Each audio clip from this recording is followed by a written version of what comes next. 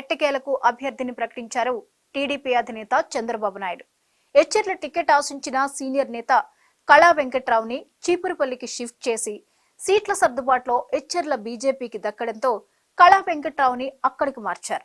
దాంతో ఇప్పటి వరకు చీపురుపల్లి టీడీపీ ఇన్ఛార్జ్ గా ఉన్న కిమిడి నాగార్జున అసంతృప్తి వ్యక్తం చేస్తూ టీడీపీకి గుడ్ బై చెప్పి పార్టీలో కలకలం రేపారు. కొడుకు వరుసయ్యే నాగార్జున్ను కళా వెంకట్రావు ఎలా దారికి తెచ్చుకుంటారనేది మిస్టరీగా మారింది. ఇప్పుడు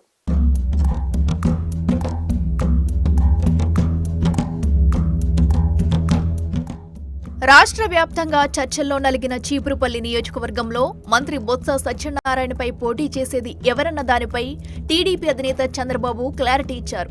చీపురుపల్లి టీడీపీ టికెట్ రేసులో గంటా శ్రీనివాసరావు, కిమిడి నాగార్జున మీసాల గీతల పేర్లు వినిపించినప్పటికీ చివరికి మాజీ మంత్రి, పార్టీ రాష్ట్ర మాజీ అధ్యక్షుడు కళా వెంకట్రావుని అభ్యర్థిగా ప్రకటించారు.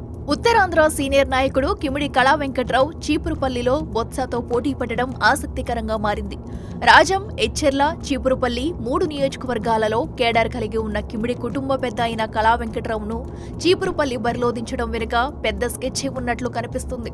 శ్రీకాకుళం జిల్లా ఎచ్చెర్ల టీడీపీ టికెట్ కోసం ఈసారి కళా వెంకట్రావు, కలిశెట్టి అప్పలనాయుడు పోటీ పడ్డారు.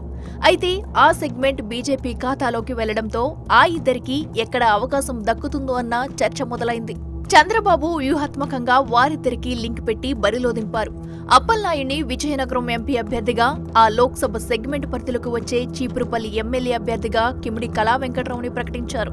దాంతో ఒకరికి ఒకరు సపోర్ట్ చేసుకుంటేనే చీపురుపల్లిలో కిమిడి, విజయనగరం ఎంపీగా కలిశెట్టి గెలిచే పరిస్థితి కల్పించి బంతిని వారి కోర్టులోకే విసిరారు. అలా ఆ ఇద్దరూ కలిసికట్టుగా పని చేయాల్సిన అవసరం కల్పించారు. పనిలో పనిగా రాజంలో కొండ్రు మురళికి కూడా కళారూపంలో ఎలాంటి ఆటంకం లేకుండా పావులు కదిపారు.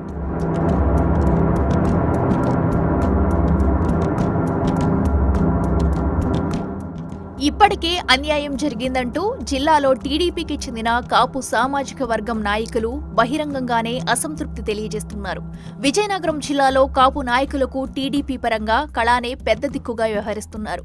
ఆ సమీకరణాలతోనే కళాకి చీపురుపల్లి కేటాయించారంటున్నారు.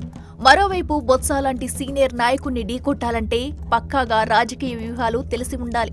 అందుకే చీపురుపల్లి టీడీపీ ఇన్ఛార్జిగా ఉన్న యువనేత కిమిడి నాగార్జునని కాదని మోస్ట్ సీనియర్ అయిన కళా వెంకట్రావుని బరిలో దించారన్న అభిప్రాయం వ్యక్తమవుతుంది.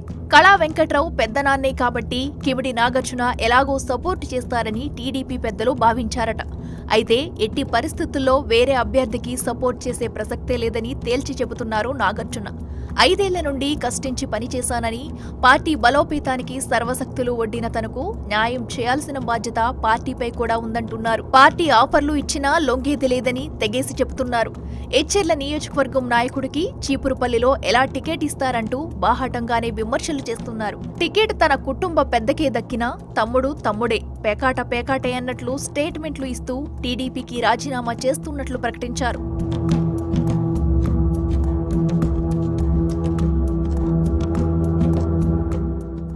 ఏదేమైనా కలిశెట్టి, కళాలకు తోడు నాగార్జున సపోర్టు ఉంటేనే చీపురుపల్లిలో నెగ్గుకు రాగలరన్న అభిప్రాయం వ్యక్తమవుతుంది. రాజకీయ వ్యూహాల్లో దిట్ట అయిన బొత్సాని ఢీకొన గెలవాలంటే అందరూ కలిసి పనిచేస్తేనే సాధ్యమంటున్నారు. బొత్సాకి కంచుకోట లాంటి చీపురుపల్లిలో రాష్ట్ర విభజన తర్వాత జరిగిన మొదటి ఎన్నికల్లో టీడీపీ నుంచి కిమిడి మృణాలిని గెలుపొందారు. 2014 ఎన్నికల్లో కాంగ్రెస్ పూర్తిగా చతికిలపడిన చీపురుపల్లిలో మాత్రం బొత్స కాంగ్రెస్ అభ్యర్థిగా 2వ స్థానంలో నిలిచారు. గత ఎన్నికల్లో వైసీపీలకు వచ్చిన బొత్స తిరిగి తన పట్టు నిలబెట్టుకుని మంత్రిగా చక్రం తిప్పుతున్నారు. ఆ ఎలక్షన్స్ లో బొత్స చేతిలో పరాజయం పాలైన నాగార్జున 5 ఏళ్లుగా టీడీపీ బలోపేతానికి కృషి చేశారు. నిత్యం కార్యకర్తలకు అందుబాటులో ఉంటూ పార్టీ కార్యక్రమాలు నిర్వహిస్తూ వచ్చారు. బొత్స, చిన్న శ్రీను లాంటి వైసీపీ సీనియర్ నాయకులని ఎదుర్కొని ధీటుగా నిలబడ్డారనే పాజిటివ్ టాక్ కూడా నాగార్జునపై ఉంది. గంటా పేరు తెర మీదకి రాకముందు వరకు నాగార్జునే చీపురుపల్లి టీడీపీ అభ్యర్థిగా ఫోకస్ అయ్యారు. అయితే సడన్ గా సీనియారిటీ లెక్కలతో గంటా, కళా వెంకట్రావుకి టికెట్ కేటాయించారు చంద్రబాబు. మరిప్పుడు నాగార్జునని ఎలా లైన్లో పెడతారో చూడాలి.